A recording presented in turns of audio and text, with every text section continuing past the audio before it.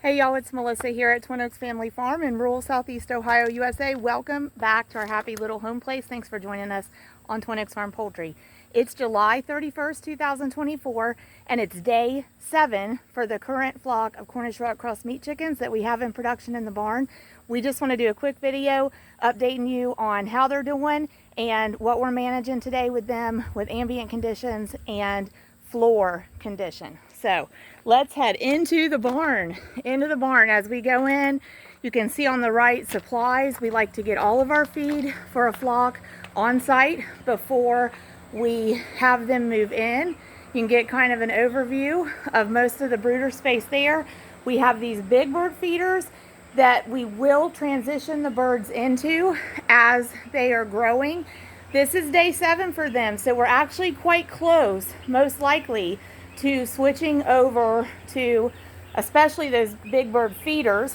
We call these the baby bird feeders, and we start them off in these baby bird feeders, but then they have a heavy enough appetite that it isn't too long before we as flock managers are really ready to have them into feeders like those because they hold so much more. So every one of those feeders would actually hold, I believe, about 40 pounds of feed individually if we filled them to capacity.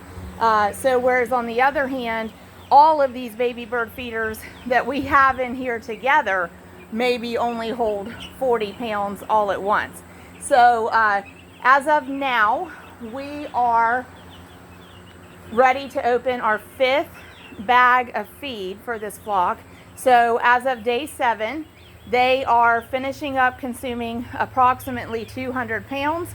Kind of sounds like a lot, but when you take into consideration our start to finish production, we anticipate these birds as a flock to consume 4,000 pounds of feed. That's 80 50-pound bags. And how we arrive at that is a reliable and predictable reference point for feeding meat production chickens, Cornish rock cross meat chickens in our production system is 10 pounds of feed per bird start to finish. So approximately 400 birds, that's how we arrive at 4,000 pounds expected feed consumption target for this flock.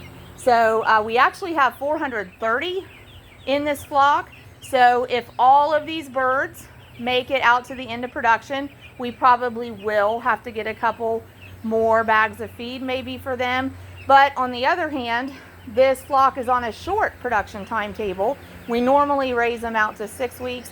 This flock is only being raised out to about 35 days to 5 weeks old. So actually, we're going to probably, with this flock, constantly be pushing feed to get all of that 4,000 pounds in them. At a minimum, we really do want to see the flock consume the 4,000 pounds anticipated target feed consumption total. Okay, so as far as feed goes, they can't eat it if it isn't in the pen. So that's why as we start to see them be able to eat through these baby bird feeders pretty frequently, we are ready to move them into the big bird feeders because we can just put so much more feed on the floor at one time with those.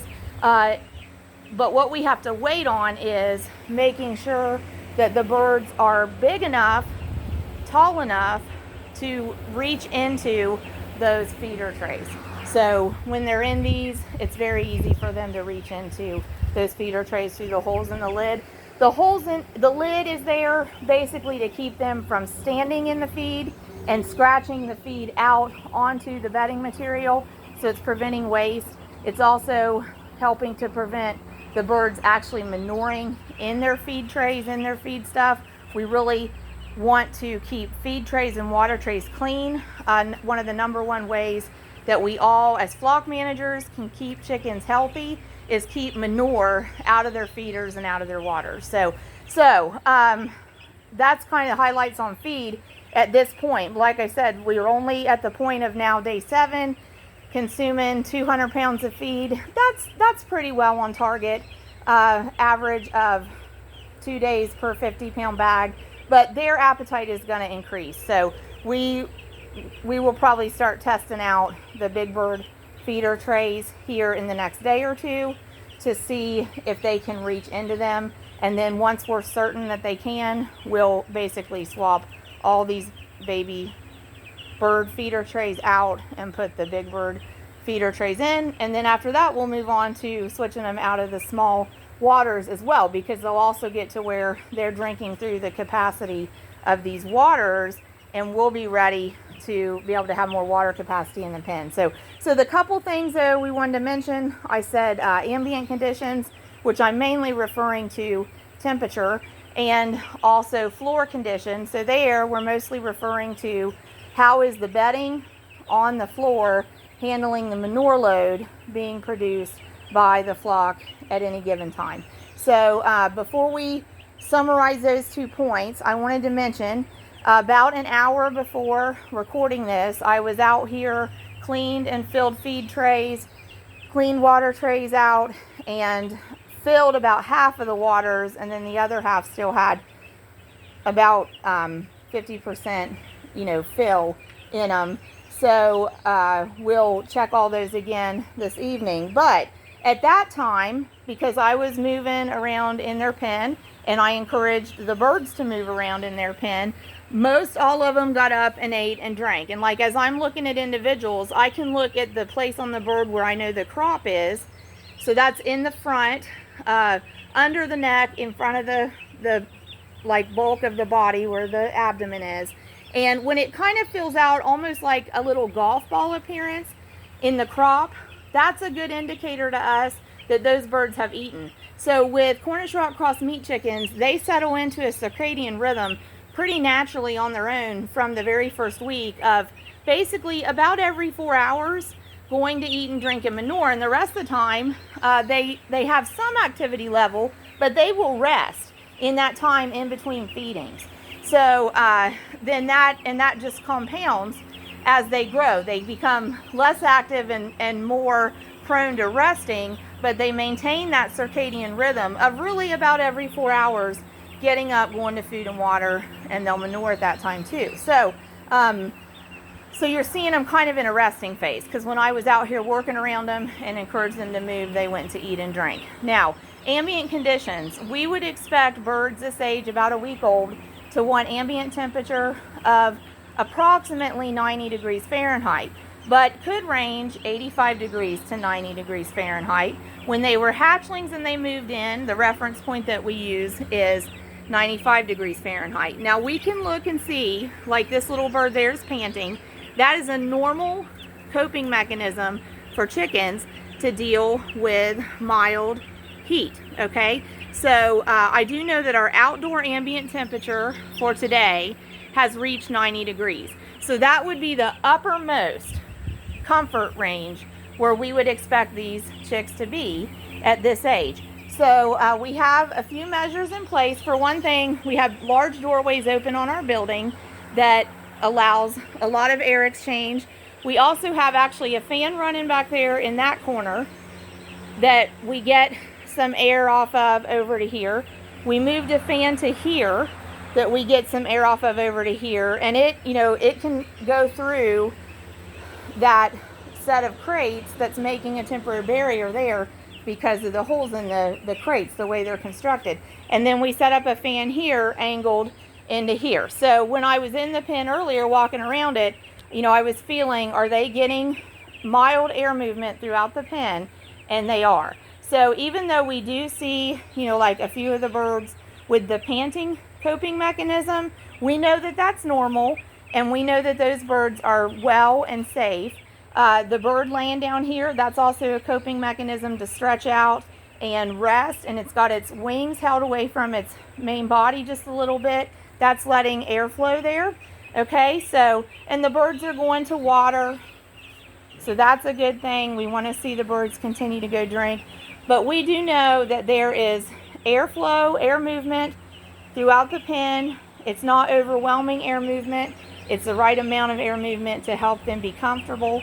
And we know that they're drinking water, so we can be confident that they're staying hydrated.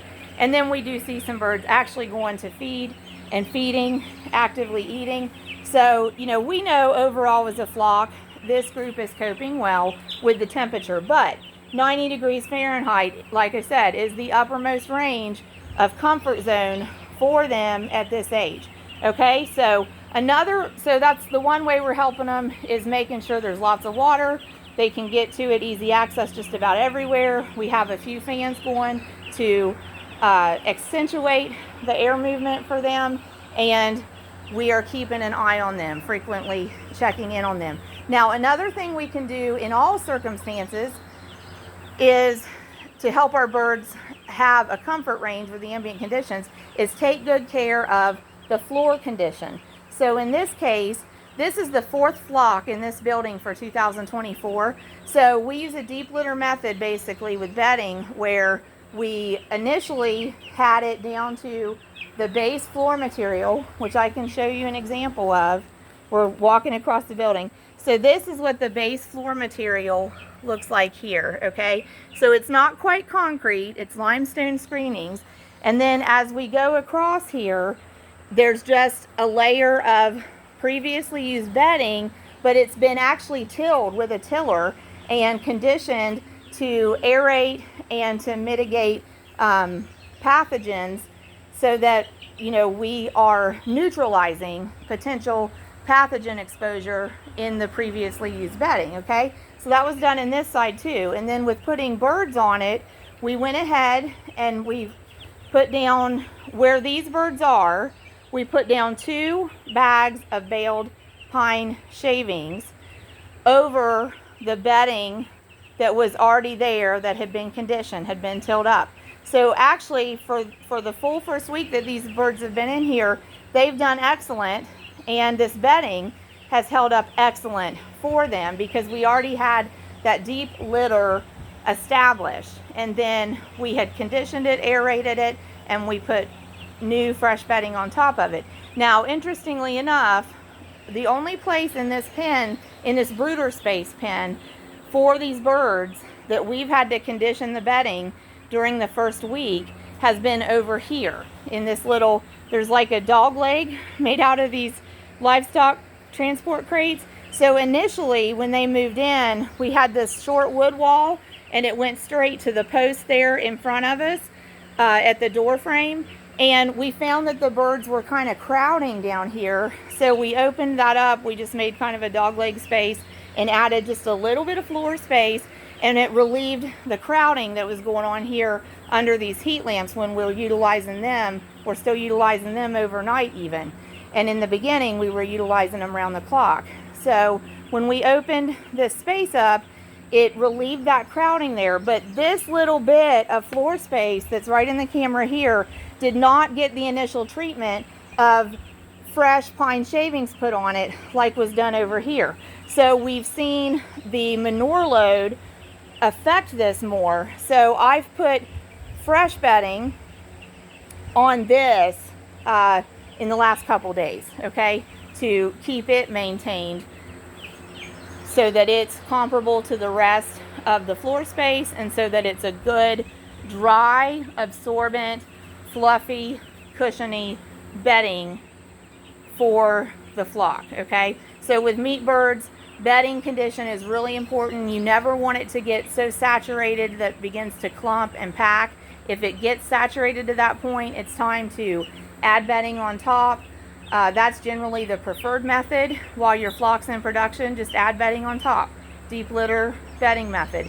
If you have to clean it out, you can, and put fresh bedding down. But in general, if we have birds in production, the preference is to just leave the bedding as it is if it's maxed out on absorbency, and put fresh bedding on the top of it, okay? So that's what's up with this flock. 430 of them at 7 days old, day 7 of production, and they are in production for poultry. They will go to processing on about day 35. Actually, it will be August 28th of 2024. They moved in here July 25th of 2024. So stay tuned with us on Twin Oaks Farm Poultry, and we'll keep you updated on how this flock grows and how it finishes. And we hope that you'll consider getting a membership to our channel and hope that you're subscribed. Please give it a thumbs up. Thanks for joining us, y'all.